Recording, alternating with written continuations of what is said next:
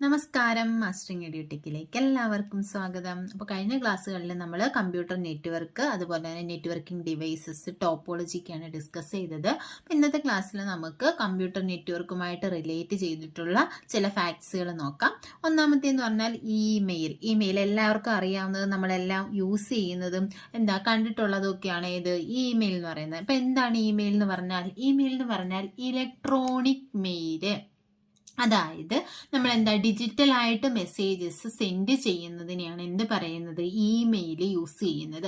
അപ്പം ഇമെയിൽ എന്ന് പറഞ്ഞാൽ ഒരു ഡിജിറ്റൽ മെസ്സേജ് ആണ്. ഡിജിറ്റൽ മെസ്സേജ് എന്ന് പറഞ്ഞാൽ നമ്മൾ കമ്പ്യൂട്ടർ വഴി സെൻഡ് ചെയ്യുന്ന മെസ്സേജസിനെയാണ് എന്ത് പറയുന്നത്, ഡിജിറ്റൽ കമ്പ്യൂട്ടറോ മൊബൈൽ ഫോണോ ഒക്കെ വഴി സെൻഡ് ചെയ്യുന്ന മെസ്സേജസ് ആണ് ഡിജിറ്റൽ മെസ്സേജസ്. അപ്പൊ it is a digital message from an author to one or more recipient. ഒരാൾക്ക് മാത്രമല്ല, ഒന്നിലധികം ആൾക്കാർക്ക് വേണമെങ്കിലും നമുക്ക് എന്ത് ചെയ്യാം, ഈ മെസ്സേജസ് സെൻഡ് ചെയ്യാം. അപ്പോൾ ഇമെയിൽ എന്ന് പറഞ്ഞാൽ ഫുൾ ഫോം ഇലക്ട്രോണിക് മെയിൽ എന്നാണ്. ഇത് ഡിജിറ്റൽ മെസ്സേജ് ആണ്. ഒന്നിലധികം ആൾക്കാർക്കോ നമുക്ക് സെൻഡ് ചെയ്യാൻ പറ്റുന്നതാണ് ഏത്, ഇമെയിൽ എന്ന് പറയുന്നത്. It was introduced by Ray Tomlinson. ആരാണ് ഇത് കൊണ്ടുവന്നത്, ഇമെയിൽ എന്ന് പറയുന്ന ആശയം കൊണ്ടുവന്നത് ആരാണ്, റേ ടോമിൽസൺ ആണ് ഇമെയിൽ എന്ന് പറയുന്ന ആശയം കൊണ്ടുവന്നത്. ഈ ഇമെയിൽ വഴി അയക്കപ്പെട്ട ആദ്യത്തെ മെസ്സേജ് ഏതാണെന്ന് ചോദിച്ചാൽ QWERTY ആണ് ആദ്യത്തെ മെസ്സേജ്. അപ്പം ഇമെയിൽ വഴി അയക്കപ്പെട്ട ആദ്യത്തെ മെസ്സേജ് ആണ് QWERTY. ഇത് എന്തെങ്കിലും പരിചയമുണ്ട് ഈ QWERTY എന്ന് പറയുന്നത്? നമ്മൾ കീബോർഡ് പഠിച്ചിട്ടുണ്ട്. എന്താണ് കീബോർഡിന്റെ ലേഔട്ട് എന്ന് പറയുന്നത്, എന്താണ് QWERTY എന്നതാണ് കീബോർഡിന്റെ ലേഔട്ട് എന്ന് നമ്മൾ പഠിച്ചിട്ടുണ്ട്. പണ്ട് ടൈപ്പ് റൈറ്ററിൽ യൂസ് ചെയ്ത അതേ ലേഔട്ടിലുള്ള കീബോർഡാണ് നമ്മൾ ഇന്നും യൂസ് ചെയ്യുന്നതെന്ന്. അപ്പം ഇതെന്ന് പറയുന്നത് എന്താണ്, ആ കീബോർഡിന്റെ ഏറ്റവും മുകളിലുള്ള ആ റോയിലുള്ള ക്യാരക്ടേഴ്സ് ആണ് ഈ QWERTY എന്ന് പറയുന്നത്. അപ്പൊ QWERTY കഴിഞ്ഞിട്ട് UIOP അത്രയും ലിറ്റേഴ്സ് ആണ് കീബോർഡിന്റെ ഏറ്റവും ആ മുകളിലത്തെ റോയിൽ വരുന്നത്. അപ്പോൾ ഇതാണ് എന്ത് ചെയ്തത്, നമ്മുടെ ഇമെയിൽ വഴി അയച്ച ആദ്യത്തെ മെസ്സേജ് എന്ന് പറയുന്നത്. ഇന്നൊക്കെ ജിമെയിൽ കേട്ടിട്ടില്ലേ? ജിമെയിൽ എന്ന് പറയുന്നത് എന്താണ്, ഗൂഗിളിന്റെ ഇമെയിൽ സർവീസ് ആണ് ജിമെയിൽ എന്ന് പറയുന്നത്. അപ്പോൾ email provided by Google provide ചെയ്യുന്ന ഇമെയിൽ സർവീസ് ആണ് ഇത് ജിമെയിൽ എന്ന് പറയുന്നത്. അതുപോലെ തന്നെ ഹോട്ട്മെയിൽ ഉണ്ട്. ഹോട്ട്മെയിൽ എന്ന് പറയുന്ന ആരുടെയാണ്, മൈക്രോസോഫ്റ്റിന്റെ ആണ് ഹോട്ട്മെയിൽ. അപ്പം ജി വെച്ചിട്ട് ഓർക്കാം, ജിമെയിൽ എന്ന് പറയുന്ന ആരുടെയാണ്, ഗൂഗിളിന്റെ ആണ്. ഹോട്ട്മെയിൽ എന്ന് പറയുന്നത് മൈക്രോസോഫ്റ്റിന്റെ ആണ്. ഇപ്പൊ ഈ ഹോട്ട്മെയിലിനെ നെയിം മാറ്റിയിട്ടുണ്ട്, outlook.com എന്നാണ് ഹോട്ട്മെയിലിനെ റീനെയിം ചെയ്തിരിക്കുന്നത്. അപ്പൊ ഹോട്ട്മെയിലിനെ പേര് മാറ്റി outlook.com എന്ന് ആക്കിയിട്ടുണ്ട്. അപ്പൊ മൈക്രോസോഫ്റ്റിന്റെ ആണ് ഹോട്ട്മെയിൽ. ഇനി ഇത് ഇൻവെന്റ് ചെയ്തത് ആരാണ്, സബീർ ഫാട്ടിയും ജാക്ക് സ്മിത്തുമാണ് ഹോട്ട്മെയിൽ ഇൻവെന്റ് ചെയ്തത്. മൈക്രോസോഫ്റ്റിന്റെ ആണ് ഹോട്ട്മെയിൽ എന്ന് പറയുന്നത്. ഇപ്പോഴത്തെ പേര് outlook.com എന്നാണ് ഇപ്പോഴത്തെ പേര്. ഇത് ഇൻവെന്റ് ചെയ്തത് ആരൊക്കെയാണ്, സബീർ ഫാട്ടിയും ജാക്ക് സ്മിത്തുമാണ്. ഇതാണ് ആദ്യത്തെ പബ്ലിക്കിന് ഫ്രീ ആയിട്ട് യൂസ് ചെയ്യാൻ പറ്റുന്ന ആദ്യത്തെ ഇമെയിൽ സർവീസ് എന്ന് പറയുന്നത് ഏതാണ്, ഹോട്ട്മെയിൽ ആണ്. അപ്പൊ it is the first free email service for the പബ്ലിക്കിന് വേണ്ടിയിട്ടുള്ള ആദ്യത്തെ ഇമെയിൽ സർവീസ് ഏതാണെന്ന് ചോദിച്ചാൽ അത് ഹോട്ട്മെയിൽ ആണ്. ഗൂഗിളിന്റെ ഇമെയിൽ സർവീസ് ഏതാണെന്ന് ചോദിച്ചാൽ ജിമെയിൽ ആണ്. മൈക്രോസോഫ്റ്റിന്റേത് ഹോട്ട്മെയിൽ ആണ്. ഹോട്ട്മെയിൽ ഇപ്പോൾ ഏത് പേരിലാണ് അറിയപ്പെടുന്നത്, outlook.com എന്നാണ് അറിയപ്പെടുന്നത്. ഇത് ഇൻവെന്റ് ചെയ്തത് ആരൊക്കെയാണ്, സബീർ ഫാട്ടിയും ജാക്ക് സ്മിത്തുമാണ്. പിന്നെ ആദ്യത്തെ ഫ്രീ ആയിട്ടുള്ള പബ്ലിക്കിന് വേണ്ടിയിട്ടുള്ള ഫ്രീ ആയിട്ടുള്ള ഇമെയിൽ സർവീസ് ഏതാണെന്ന് ചോദിച്ചാൽ അത് ഹോട്ട്മെയിൽ ആണ്. ഇന്നൊക്കെ first Indian state offer email ID in ഹിന്ദിയിൽ ഇമെയിൽ ID പ്രൊവൈഡ് ചെയ്ത ആദ്യത്തെ ഇന്ത്യൻ സ്റ്റേറ്റ് ഏതാണ്, രാജസ്ഥാനാണ്. അപ്പോൾ നമ്മൾ സാധാ യൂസ് ചെയ്യുന്നത് ഇങ്ങനെയാണ്, ഇംഗ്ലീഷിലല്ലേ നമ്മൾ ഇമെയിൽ ID യൂസ് ചെയ്യുന്നത്. അപ്പൊ ഹിന്ദിയിൽ ആദ്യമായിട്ട് ഇമെയിൽ സർവീസ് പ്രൊവൈഡ് ചെയ്തത് ഏത് സ്റ്റേറ്റ് ആണെന്ന് ചോദിച്ചാൽ ഏതാണ്, രാജസ്ഥാനാണ്. അടുത്ത് നോക്കിയേ, ഇമെയിൽ ക്ലയന്റ് അല്ലെങ്കിൽ ഇമെയിൽ റീഡർ അല്ലെങ്കിൽ മെയിൽ യൂസർ ഏജന്റ് എന്ന് പറഞ്ഞാൽ എന്താ, it is a computer program used access and manage users email. യൂസേഴ്സിന്റെ ഇമെയിലിനെ ആക്സസ് ചെയ്യാനും മാനേജ് ചെയ്യാനുമുള്ള ഒരു കമ്പ്യൂട്ടർ പ്രോഗ്രാം ആണ് എന്തെന്ന് പറയുന്നത്, ഇമെയിൽ ക്ലയന്റ് അല്ലെങ്കിൽ ഇമെയിൽ റീഡർ എന്നോ മെയിൽ യൂസർ ഏജന്റ് അല്ലെങ്കിൽ MUA എന്നൊക്കെ പറയുന്ന എന്താണ്, ഒരു കമ്പ്യൂട്ടർ പ്രോഗ്രാം ആണ്. നമ്മളെപ്പോലുള്ള യൂസേഴ്സിന്റെ ഇമെയിൽസിനെ ആക്സസ് ചെയ്യാനും മാനേജ് ചെയ്യാനും വേണ്ടി യൂസ് ചെയ്യുന്ന കമ്പ്യൂട്ടർ പ്രോഗ്രാമാണ് ഇമെയിൽ ക്ലയന്റ് അല്ലെങ്കിൽ ഇമെയിൽ റീഡർ MUA എന്നൊക്കെ പറയുന്നത്. ഇനി വോയിസ് മെയിൽ എന്താണ്? നമ്മൾ ഓഡിയോ മെസ്സേജസ് അല്ലെങ്കിൽ വോയിസ് മെസ്സേജസ് ഒക്കെ സെൻഡ് ചെയ്യുന്നതിനെയാണ് എന്ത് പറയുന്നത്? വോയിസ് മെയിൽ എന്ന് പറയുന്നത്. ഇനി ഇമ്പോർട്ടൻ്റ് ആയിട്ടുള്ള ഒന്നാണ് സ്പാം. നമ്മൾ എപ്പോഴും കേൾക്കുന്നതാണ് എന്താ? സ്പാം. എക്സാമിന് പലതവണയും ചോദിച്ചിട്ടുള്ളതാണ് സ്പാം എന്ന് പറയുന്നത്. എന്താണ്? Unwanted or non requested email received in A folder. ഇപ്പൊ നമുക്ക് ആവശ്യമില്ലാത്ത ഇമെയിൽസ് അല്ലെങ്കിൽ നമ്മൾ റിക്വസ്റ്റ് ചെയ്യാത്ത ഇമെയിൽസ് ഒക്കെ എന്താണ് പോകുന്ന ഫോൾഡർ ആണ് ഏതെന്ന് പറയുന്നത്? സ്പാം എന്ന് പറയുന്നത്. ഇപ്പൊ നമ്മളൊരു ഇമെയിൽ ഓപ്പൺ ചെയ്യുകയാണെങ്കിൽ നമുക്കറിയാം പ്രൈമറി ഉണ്ട്, അതായത് നമ്മുടെ ഇൻബോക്സിൽ വരുന്നതുണ്ട്. അതുപോലെ തന്നെ സെൻഡ് ചെയ്ത ഇമെയിൽസ് കാണാം, അതുപോലെ നമ്മൾ ഡ്രാഫ്റ്റ് ചെയ്തത് കാണാം. അതിന്റെ കൂട്ടത്തിൽ കാണുന്നതാണ് എന്താണ്? സ്പാം എന്ന് പറയുന്നത്. സ്പാം എന്ന് പറഞ്ഞാൽ നമുക്ക് ആവശ്യമില്ലാത്ത ഇമെയിൽസ്. ഇപ്പം ചില അഡ്വർടൈസ്മെന്റ് ഒക്കെ ഒരുപാട് നമുക്ക് വരും. അപ്പം ഇങ്ങനെ പലർക്കും പോകും ഇതുപോലെയുള്ള അഡ്വർടൈസ്മെന്റ്. അപ്പൊ ആരെങ്കിലും അതൊന്ന് സ്പാം ചെയ്ത് വെച്ചാൽ അവർക്ക് വേണ്ട, നമുക്ക് ആവശ്യമില്ലാത്തയാണെങ്കിൽ നമ്മൾ സ്പാം ചെയ്ത് വെച്ചാൽ അവരുടെ വീണ്ടും മെയിൽ വരുവാണെന്നുണ്ടെങ്കിൽ അത് എങ്ങോട്ടേ പോകത്തുള്ളൂ? സ്പാമിലോട്ടേ പോകത്തുള്ളൂ. അല്ലെങ്കിൽ നമുക്ക് നമ്മൾ റിക്വസ്റ്റ് ചെയ്യാത്തതോ നമുക്ക് ആവശ്യമില്ലാത്തയോ മെസ്സേജസ് ഒക്കെ സ്റ്റോർ ചെയ്യുന്ന ആ ഒരു ഫോൾഡറാണ് ഏതെന്ന് പറയുന്നത്? സ്പാം എന്ന് പറയുന്നത്. അപ്പൊ എപ്പോഴും സ്പാമിൽ ഉണ്ടായിരിക്കുന്നത് എന്തായിരിക്കും? അൺവാണ്ടഡ് ആയിരിക്കും. ചിലപ്പോൾ ചിലർക്ക് അൺവാണ്ടഡ് ആയിട്ടുള്ളതും നമുക്ക് ആവശ്യമുള്ള മെസ്സേജസും മെയിൽസും എവിടെ കാണാം? സ്പാമിൽ കാണാം. അപ്പൊ ഇടയ്ക്കിടയ്ക്ക് നമ്മൾ സ്പാം ചെക്ക് ചെയ്ത് നോക്കണം നമുക്ക് ആവശ്യമുള്ളത് അതിലേക്ക് പോയിട്ടുണ്ടോന്ന്. ഇപ്പൊ ആരെങ്കിലും ഏതെങ്കിലും ഒരു മെയിലിന് സ്പാം കൊടുത്തു കഴിഞ്ഞാൽ അത് ഓട്ടോമാറ്റിക്കലി എങ്ങോട്ടായിരിക്കും? സ്പാമിലോട്ടായിരിക്കും പോകുന്നത്. അപ്പൊ അവർക്ക് ആവശ്യമില്ലാത്ത മെയിലായിരിക്കും, പക്ഷെ നമുക്കത് ആവശ്യമുള്ളതായിരിക്കും. അപ്പൊ അത് കൂടി ചെക്ക് ചെയ്ത് നോക്കണം. നോക്കി, മെയിൻ ആയിട്ടും അൺവാണ്ടഡ് ആയിട്ടുള്ള അല്ലെങ്കിൽ നോൺ റിക്വസ്റ്റഡ് ആയിട്ടുള്ള മെയിൽസ് ആണ് ഇവിടെ സ്പാം എന്ന് പറയുന്ന ഫോൾഡറിനകത്ത് ഉണ്ടായിരിക്കുക. ഇത് പലതവണ എക്സാമിന് ചോദിച്ചിട്ടുണ്ട്, പേര് മാറിപ്പോവരുത്. സ്പാം. അടുത്ത എന്താണ്? സ്പിം. സ്പിം എന്ന് പറഞ്ഞാൽ സ്പാം ഓവർ ഇൻസ്റ്റന്റ് മെസ്സേജിങ്. അതായത് അൺവാണ്ടഡ് ആയിട്ടുള്ള ഇൻസ്റ്റന്റ് മെസ്സേജസിനെയാണ് എന്ത് പറയുന്നത്? സ്പിം എന്ന് പറയുന്നത്. സ്പിം എന്ന് പറഞ്ഞാൽ സ്പാം ഓവർ ഇൻസ്റ്റന്റ് മെസ്സേജിങ് എന്നാണ് സ്പിമ്മിന്റെ ഫുൾ ഫോം. നോക്കിയേ, CC ആൻഡ് BCC ഇമെയിലുമായിട്ട് ബന്ധപ്പെട്ട രണ്ട് പ്രധാന ടേംസ് ആണ് CCയും BCCയും. ഇതും എക്സാമിന് ചോദിച്ചിട്ടുണ്ട്. CC എന്ന് പറഞ്ഞാൽ കാർബൺ കോപ്പി, BCC എന്ന് പറഞ്ഞാൽ ബ്ലൈൻഡ് കാർബൺ കോപ്പി. ഇപ്പം CC എന്ന് പറഞ്ഞാൽ carbon copy, BCC blind carbon copy. ഇപ്പം മെയിലൊക്കെ സെൻഡ് ചെയ്യാൻ നമ്മൾ ഓപ്പൺ ചെയ്യുന്ന സമയത്ത് നോക്കിയാൽ മതി. നമ്മൾ കമ്പോസ് ചെയ്യുന്ന സമയത്ത് CC BCC എന്നൊക്കെ അവിടെ കാണും. അതെന്താണെന്ന് നമുക്ക് പറയാം. എന്താണ്? Used to send copies of an email to other recipient. അപ്പം നമ്മൾ ഒരാൾക്ക് മെയിൽ സെൻഡ് ചെയ്യാൻ എടുക്കുന്നു. ആ മെയിലിന്റെ കോപ്പി മറ്റുള്ള റെസിപ്പിയൻസിനും, അതായത് ഒന്നിലധികം ആൾക്കാർക്ക് നമുക്ക് സെൻഡ് ചെയ്യണം. അങ്ങനെയാണെങ്കിൽ നമുക്ക് ഏത് യൂസ് ചെയ്യാം? ഈ CCയും BCCയും യൂസ് ചെയ്യാം. അപ്പം നമ്മുടെ കോപ്പീസ്, ഒരു മെയിലിന്റെ കോപ്പീസ് ഒന്നിലധികം ആൾക്കാർക്ക് സെൻഡ് ചെയ്യണമെങ്കിലാണ് ഏത് യൂസ് ചെയ്യുന്നത്? CCയും BCCയും യൂസ് ചെയ്യുന്നത്. ഇനി CCയുടെയും BCCയുടെയും പ്രത്യേകത അല്ലെങ്കിൽ അതിന്റെ ഡിഫറൻസ് എന്താണ്? CC എന്ന് പറഞ്ഞാൽ recipient can see the address of those listed under this field. അപ്പോൾ റെസിപ്പിയൻസിന് അതിൽ ആർക്കൊക്കെ ഈ മെയിൽ പോയിട്ടുണ്ട് അവരുടെ എല്ലാം അഡ്രസ്സ് കാണാൻ പറ്റും. അപ്പൊ ഞാൻ 10 പേർക്ക് അയക്കുന്നു, CCയിൽ ഇപ്പൊ 10 പേർക്ക് അയക്കുന്നുണ്ടെങ്കിൽ ആ കിട്ടിയ 10 പേർക്കും പരസ്പരം വേറെ ആർക്കൊക്കെയാണ് ആ മെസ്സേജ് അയച്ചിട്ടുള്ളതെന്നുള്ള ആ ഒരു അഡ്രസ്സ് കാണാൻ പറ്റും. പക്ഷെ BCC ആണെങ്കിൽ recipients in the to and CC field won't know who else received the email. അപ്പൊ BCC ആണെങ്കിൽ നമ്മുടെ ടു ഫീൽഡിലും CC ഫീൽഡിലും ആർക്കൊക്കെ നമ്മൾ അയച്ചിട്ടുണ്ട് എന്നുള്ള ആ ഒരു അഡ്രസ്സ് അവർക്ക് റിസീവ് ചെയ്യത്തില്ല, അവർക്ക് കിട്ടത്തില്ല. അപ്പൊ ഇത് ആർക്കൊക്കെ അയച്ച് BCC ആണെന്നുണ്ടെങ്കിൽ എല്ലാ റെസിപ്പിയൻസിനെയും ആർക്കൊക്കെ ആ മെയിൽ പോയിട്ടുണ്ടെന്നുള്ള എല്ലാം നമുക്ക് അറിയാൻ പറ്റത്തില്ല. പക്ഷെ CC ആണെന്നുണ്ടെങ്കിൽ ഈ മെയിൽ ആർക്കൊക്കെ അയച്ചിട്ടുണ്ടെന്നുള്ള ആ റെസിപ്പിയൻസിന്റെ ലിസ്റ്റ് അറിയാൻ പറ്റും.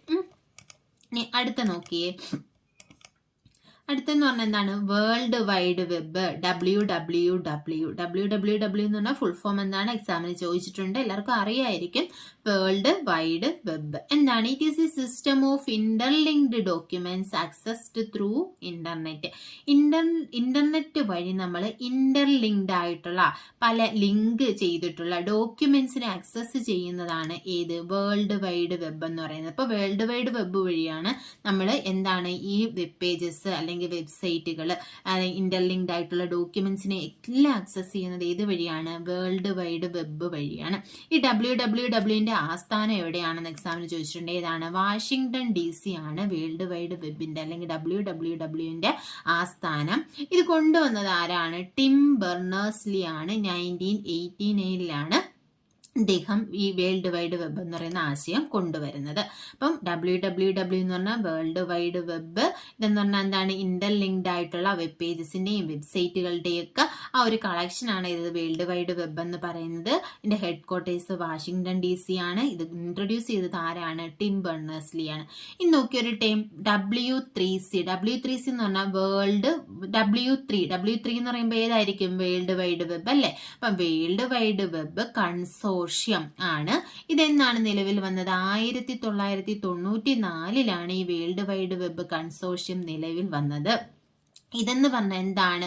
ഈ വേൾഡ് വൈഡ് വെബിന് വേണ്ടിയിട്ടുള്ള ഒരു ഇന്റർനാഷണൽ സ്റ്റാൻഡേർഡ് ഓർഗനൈസേഷൻ ആണ് W3C എന്ന് പറയുന്നത്. വേൾഡ് വൈഡ് വെബ് കൺസോർഷ്യം എന്ന് പറഞ്ഞാൽ എന്താണ്?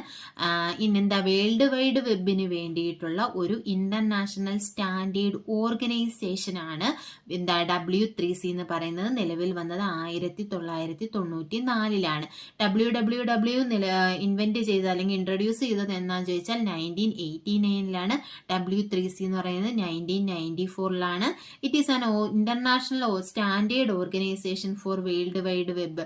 വേൾഡ് വൈഡ് വെബിന് വേണ്ടിയുള്ള ഒരു ഇന്റർനാഷണൽ സ്റ്റാൻഡേർഡ് ഓർഗനൈസേഷൻ ആണ് ഏതെന്ന് പറയുന്നത്? W3C എന്ന് പറയുന്നത്. ഇതിനകത്ത് എന്താണുള്ളത്? It is a collection of website and web pages. വെബ്സൈറ്റുകളുടെയും വെബ് പേജസുകളുടെയൊക്കെ ഒരു കളക്ഷൻ ആണ് ഏതെന്ന് പറയുന്നത്? W3C എന്ന് പറയുന്നത്. അടുത്തായിട്ട് നമുക്ക് എന്താണ് വെബ്സൈറ്റ്? നമ്മൾ പറഞ്ഞു W3C എന്ന് പറയുന്നത് വെബ്സൈറ്റുകളുടെയും വെബ് പേജസിന്റെയും കളക്ഷൻ ആണെന്ന് പറഞ്ഞു. അപ്പൊ എന്താണ് വെബ്സൈറ്റ് എന്ന് പറയുന്നത്? It is a collection of related web pages. അപ്പോൾ പരസ്പരം റിലേറ്റ് ചെയ്തിരിക്കുന്ന ഓരോ വെബ് പേജസിന്റെയും കളക്ഷൻ ആണ് വെബ്സൈറ്റ് എന്ന് പറയുന്നത്. അപ്പൊ എന്താണ് വെബ് പേജ് എന്ന് പറയുന്നത്? നമുക്ക് പറയാം. ഇപ്പോൾ എന്താ? ഇന്റർനെറ്റിലുള്ള ഓരോ പേജസിനെയും നമുക്ക് എന്ത് പറയാം? വെബ് പേജ് എന്ന് പറയാം. ഇപ്പൊ നമ്മൾ കേരള ഗവൺമെന്റിന്റെ അല്ലെങ്കിൽ PSCയുടെ ഒരു വെബ്സൈറ്റ് എടുത്തു. ആ വെബ്സൈറ്റിനകത്ത് നമ്മൾ ആദ്യമേ കയറുമ്പോൾ ലോഗിൻ ചെയ്യുക അല്ലെങ്കിൽ നോട്ടിഫിക്കേഷൻ എടുക്കുക. നോട്ടിഫിക്കേഷൻ എന്ന് പറയുന്ന ഒരു ലിങ്കിൽ നമ്മൾ ക്ലിക്ക് ചെയ്യുമ്പോൾ അത് വേറൊരു പേജിലേക്ക് പോകും. ആ പേജിൽ ഒരുപാട് നോട്ടിഫിക്കേഷൻസ് കാണും. ഓരോ നോട്ടിഫിക്കേഷനും ഓരോ ലിങ്ക് ആയിരിക്കും. ഫസ്റ്റ് നോട്ടിഫിക്കേഷനിൽ നമ്മൾ ക്ലിക്ക് ചെയ്യുമ്പോൾ അടുത്ത ഒരു പേജിലേക്ക് പോകും. ആ പേജിൽ ചിലപ്പോൾ വേറെ പല ലിങ്കുകളും കാണും.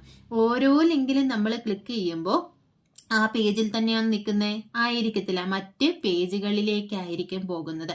അപ്പൊ ഈ വെബ്സൈറ്റിൽ അല്ലെങ്കിൽ ഇന്റർനെറ്റിലൊക്കെ ഉള്ള ഓരോ പേജസിനെയും നമുക്ക് വെബ് പേജ് എന്ന് പറയാം. ഒരു വെബ്സൈറ്റ് എന്ന് പറഞ്ഞാല് എന്താ? ഇതുമായിട്ട് റിലേറ്റ് ചെയ്ത് ഇപ്പൊ PSC എടുക്കുവാണെങ്കിൽ PSCയുടെ വെബ്സൈറ്റ് എടുക്കുവാണെങ്കിൽ PSCയുമായിട്ട് റിലേറ്റ് ചെയ്തിട്ടുള്ള വെബ് പേജസ് ആയിരിക്കും ആ PSCയുടെ വെബ്സൈറ്റിലുള്ളത്. മനസ്സിലായോ? അപ്പൊ വെബ്സൈറ്റ് എന്ന് പറഞ്ഞാല് എന്താ? റിലേറ്റഡ് ആയിട്ടുള്ള വെബ് പേജസിന്റെ എല്ലാം കളക്ഷനെയാണ് എന്ത് പറയുന്നത്? വെബ്സൈറ്റ് എന്ന് പറയുന്നത്. നോക്കിയേ, വെബ് പേജ് എന്താ? Pages containing information on the world wide web. World wide വെബിൽ ഇൻഫർമേഷൻ അടങ്ങിയിട്ടുള്ള ഓരോ പേജസിനെയും നമുക്ക് എന്ത് പറയാം? വെബ് പേജ് എന്ന് പറയാം. ഈ വെബ് പേജുകളുടെ എല്ലാം ഓരോ കളക്ഷൻ ആണ് എന്തെന്ന് പറയുന്നത്? റിലേറ്റഡ് ആയിട്ടുള്ള വെബ് പേജസിന്റെ എല്ലാം കളക്ഷനാണ് വെബ്സൈറ്റ് എന്ന് പറയുന്നത്. ഇനി നോക്കിയേ, ഹോം പേജ്. ഇതും പലതവണ എക്സാമിന് ചോദിച്ചിട്ടുണ്ട്. Front page of a website. ഒരു വെബ്സൈറ്റിന്റെ ഫ്രണ്ട് പേജ് ആണ് ഹോം പേജ് എന്ന പേരിൽ അറിയപ്പെടുന്നത്. നമ്മൾ PSCയുടെ സൈറ്റ് നമ്മൾ എന്താ ലിങ്ക് കൊടുത്തു, PSC വെബ്സൈറ്റ് നമ്മൾ കൊടുത്തു. അപ്പൊ PSCയുടെ ആ ലോഗിൻ വന്നു, നമ്മൾ ക്ലിക്ക് ചെയ്തു. ക്ലിക്ക് ചെയ്യുമ്പോൾ ഫസ്റ്റ് പോകുന്ന ആ ഒരു പേജ് ഉണ്ടല്ലോ, ആ ഒരു പേജിനെയാണ് ഹോം പേജ് എന്ന് പറയുന്നത്. അപ്പൊ നമ്മൾ എപ്പോൾ PSCയുടെ ആ ഒരു ഇതെടുത്താലും ആ ഒരു പേജിലേക്കായിരിക്കും പോകുന്നത്. അവിടെയുള്ള ലിങ്കുകളിൽ നിന്നുമാണ് നമ്മൾ മറ്റുള്ള പേജസിലേക്ക് പോകുന്നത്. അപ്പം ഒരു വെബ്സൈറ്റിന്റെ ഫസ്റ്റ് പേജിനെയാണ് എന്ത് പറയുന്നത്? ഹോം പേജ് എന്ന് അറിയപ്പെടുന്നത്. ഇനി ഹൈപ്പർ ലിങ്ക് എന്താണ്? നമ്മൾ പറഞ്ഞു എന്താ? ഒരു വെബ്സൈറ്റിന്റെ ഫ്രണ്ട് പേജിൽ നമ്മൾ പോയി അവിടെ എന്ത് കാണും? അണ്ടർലൈൻ ചെയ്ത് ബ്ലൂ കളറിലൊക്കെ ഉള്ള ഒരു ഇത് കാണും. അതിൽ നമ്മൾ മൗസ് കൊണ്ടുവെക്കുമ്പോൾ ഒരു ഫിംഗറിന്റെ ടിപ്പിലേക്ക് അത് മാറും. അതിൽ ക്ലിക്ക് ചെയ്ത് കഴിയുമ്പോൾ വേറെ പേജിലേക്ക് പോകുമെന്ന് നമ്മൾ പറഞ്ഞു. അതിനകത്ത് ഇതുപോലുള്ള ലിങ്കുകൾ കാണാം. അതിൽ ക്ലിക്ക് ചെയ്യുമ്പോൾ അടുത്ത പേജിലേക്ക് പോകും. ഇതിനെയാണ് എന്ത് പറയുന്നത്? ഹൈപ്പർ ലിങ്ക് എന്ന് പറയുന്നത്. ഇപ്പൊ ഹൈപ്പർ ലിങ്ക് എന്തിനാ ഹെൽപ്പ് ചെയ്യുന്നേ? When user click on hyperlink it direct user to related document. നമുക്ക് ഇപ്പൊ ഇവിടെ ഈ ഹൈപ്പർ ലിങ്ക് എന്ന് പറയുന്ന ഒരു ലിങ്ക് ആയിരുന്നു, ഇവിടെ ഒരു ലൈൻ ഉണ്ട്, ഇതൊരു ലിങ്ക് ആയിരുന്നുവെങ്കിൽ ഞാൻ ഇവിടെ ക്ലിക്ക് ചെയ്ത് കഴിഞ്ഞാൽ എന്ത് ചെയ്യും, ഇതുമായിട്ട് റിലേറ്റ് ചെയ്തിട്ടുള്ള മറ്റൊരു ഡോക്യുമെന്റിലേക്കായിരിക്കും അത് പോകുന്നത്. അപ്പൊ യൂസറിനെ ആ ഒരു ഹൈപ്പർ ലിങ്ക്ഡ് ആയിട്ടുള്ള ആ ഒരു ഡോക്യുമെന്റുമായിട്ട് അല്ലെങ്കിൽ ആ ഒരു വേർഡുമായിട്ട് റിലേറ്റ് ചെയ്തിട്ടുള്ള ഡോക്യുമെന്റിലേക്ക് ഡയറക്റ്റ് ചെയ്യാനാണ് ഏത് യൂസ് ചെയ്യുന്നത്, ഹൈപ്പർ ലിങ്ക് യൂസ് ചെയ്യുന്നത്. അടുത്ത എന്താ, URL. URL എന്ന് പറഞ്ഞാൽ യൂണിഫോം റിസോഴ്സ് ലൊക്കേറ്റർ. എന്തിനു വേണ്ടി യൂസ് ചെയ്യുന്നു, it is used to identify the name or address of a web page. ഒരു വെബ് പേജിന്റെ നെയിമോ അഡ്രസ്സോ ഒക്കെ ഐഡന്റിഫൈ ചെയ്യാൻ വേണ്ടിയിട്ടാണ് ഇത് URL യൂസ് ചെയ്യുന്നത്. URL എന്ന് പറഞ്ഞാൽ ഇത്രയേ ഉള്ളൂ, ഒരു വെബ് പേജ് നമ്മൾ ലിങ്കിൽ കൊടുത്തു, ലിങ്കിൽ ക്ലിക്ക് ചെയ്യുമ്പോൾ ഒരു പേജിലേക്ക് പോകും, അതിന്റെ മുകളിൽ അഡ്രസ് ബാറിൽ എന്ത് കാണും, അതിന്റെ ഒരു അഡ്രസ്സ് കാണും, അതിനെയാണ് എന്ത് പറയുന്നത്, URL എന്ന് പറയുന്നത്. അപ്പൊ അഡ്രസ് ബാറിൽ ഇനി സെർച്ച് ചെയ്യുന്ന സമയത്ത് നോക്കിയാൽ മതി, ഇതുപോലെ കാണും http://www.google.com. ഇത് കഴിഞ്ഞിട്ട് ഇതിനകത്തൊരു ലിങ്ക് ഉണ്ടെങ്കിൽ അതിൽ പോയാൽ അതിന്റെ ഇതിങ്ങോട്ട് വരും, അങ്ങനെ കാണുന്നതാണ് എന്ത്, URL എന്ന് പറയുന്നത്. അപ്പം ഒരു വെബ് പേജിനെ ഐഡന്റിഫൈ ചെയ്യാനുള്ള നെയിം ഓർ അഡ്രസ്സിനെയാണ് എന്ത് പറയുന്നത്, URL എന്ന് പറയുന്നത്. URLന്റെ ഫുൾ ഫോം ഒരുപാട് തവണ എക്സാമിന് ചോദിച്ചിട്ടുണ്ട്, യൂണിഫോം റിസോഴ്സ് ലൊക്കേറ്റർ എന്നാണ് URLന്റെ ഫുൾ ഫോം. ഇനി നോക്കിയേ ഡൊമെയിൻ നെയിം. ഡൊമെയിൻ നെയിം എന്ന് പറഞ്ഞാൽ ഈ URLന്റെ ഒരു പാർട്ടിനെയാണ് എന്ത് പറയുന്നത്, ഡൊമൈൻ നെയിം എന്ന് പറയുന്നത്. കണ്ടോ, ഇപ്പൊ ഇത് ഇത്രയുമാണ് URL എന്ന് പറയുന്നത്. അതിനകത്ത് ഈ google.com ഉള്ളതാണ് എന്ത്, domain name. It is A part of URL which indicate A particular web page. നമ്മൾ ഗൂഗിളിൽ സെർച്ച് ചെയ്യുവാണെങ്കിൽ ഗൂഗിളിൽ നിന്ന് കൊടുത്തു കഴിഞ്ഞാൽ google.com ആണ് അതിന്റെ ഡൊമൈൻ നെയിം. ഇത് ഫുള്ളായിട്ടാണ് എന്തായിട്ട് വരുന്നത്, അഡ്രസ് ആയിട്ട് വരുന്നത്. ഇതിനെയാണ് URL എന്ന് പറയുന്നത്. അപ്പൊ ഇത്രയേ ഉള്ളൂ, ഒരു വെബ് പേജിന്റെ അഡ്രസ് ആണ് URL എന്ന് പറഞ്ഞാൽ യൂണിഫോം റിസോഴ്സ് ലൊക്കേറ്റർ. ഇനി ആ വെബ് പേജ് ഏതിനെ ഇൻഡിക്കേറ്റ് ചെയ്യുന്നു, അതിന്റെ നെയിം ആണ് ഡൊമൈൻ നെയിം എന്ന് പറയുന്നത്. ഇത് URLന്റെ ഒരു പാർട്ടായിരിക്കും. ഉണ്ടോ, google.com, ഇതിനകത്ത് google.com ആണ് ഡൊമൈൻ നെയിം എന്ന് പറയുന്നത്. ഇനി എന്താണ് ഡൊമൈൻ നെയിം സിസ്റ്റം എന്ന് പറഞ്ഞാല്, it is used to translate domain name into IP address. Domain നെയിമിനെ IP അഡ്രസ് ആയിട്ട് ട്രാൻസ്ലേറ്റ് ചെയ്യാനാണ് ഏത് യൂസ് ചെയ്യുന്നത്, ഡൊമൈൻ നെയിം സിസ്റ്റം യൂസ് ചെയ്യുന്നത്. അപ്പോൾ ഡൊമൈൻ നെയിമിനെ, ഈ google.comനെ അതിന് റിലേറ്റഡ് ആയിട്ടുള്ള IP അഡ്രസ് ആയിട്ട് ട്രാൻസ്ലേറ്റ് ചെയ്യാനാണ് ഏത് യൂസ് ചെയ്യുന്നത്, ഡൊമൈൻ നെയിം സിസ്റ്റം യൂസ് ചെയ്യുന്നത്. അപ്പോൾ ഇത്രയുമാണ് നമ്മൾ ഇന്നത്തെ ക്ലാസ്സിൽ ഡിസ്കസ് ചെയ്യുന്നത്. ബാക്കി ടൈംസ് അടുത്ത ക്ലാസ്സിൽ നോക്കാം. ക്ലാസ്സിൽ ഇഷ്ടപ്പെടുകയാണെന്നുണ്ടെങ്കിൽ നിങ്ങൾ ലൈക്ക് ചെയ്യുക, ഷെയർ ചെയ്യുക, അതുപോലെ തന്നെ സബ്സ്ക്രൈബ് ചെയ്യുക. നിങ്ങളുടെ വിലയേറിയ അഭിപ്രായങ്ങൾ കമൻറ്റ് ചെയ്യുക. അപ്പം നിങ്ങളുടെ കമൻറ്റ് അനുസരിച്ചിട്ടാണ് പുതിയ ടോപ്പിക്കിൽ ഏതെങ്കിലും ഞാൻ ആഡ് ചെയ്യണോ, അതുപോലെ തന്നെ നിങ്ങൾക്ക് ക്ലാസ്സിൽ ഇഷ്ടപ്പെടുന്നുണ്ടോ, മനസ്സിലാകുന്നുണ്ടോ, അപ്പം എന്തെങ്കിലും വേണമെന്നുണ്ടെങ്കിൽ അങ്ങനെയുള്ള കാര്യങ്ങളൊക്കെ അറിയാൻ പറ്റുന്നത് നിങ്ങളുടെ കമൻറ്റ് കണ്ടിട്ടാണ്. ഇതുപോലെ തന്നെ ഇതിൻ്റെ PDF നോട്ട്സ് ആവശ്യമുള്ളവർ നമ്മുടെ മാസ്റ്ററിങ് എഡ്യൂടെക്കിൻ്റെ ടെലഗ്രാം ചാനലുണ്ട്, അതിൽ ജോയിൻ ചെയ്യുക. ചാനലിൻ്റെ ലിങ്ക് ഞാൻ ഡിസ്ക്രിപ്ഷനിൽ കൊടുത്തിരിക്കാം. അതുപോലെ തന്നെ എക്സാം ഒക്കെ ആവുന്ന സമയത്തൊക്കെ നമുക്ക് സമയം അനുസരിച്ച് ചെറിയ രീതിയിൽ ക്വിസൊക്കെ അതിനകത്ത് കണ്ടക്ട് ചെയ്യാൻ നോക്കാം. അപ്പോൾ ആവശ്യമുള്ളവർ ജോയിൻ ചെയ്യുക. താങ്ക്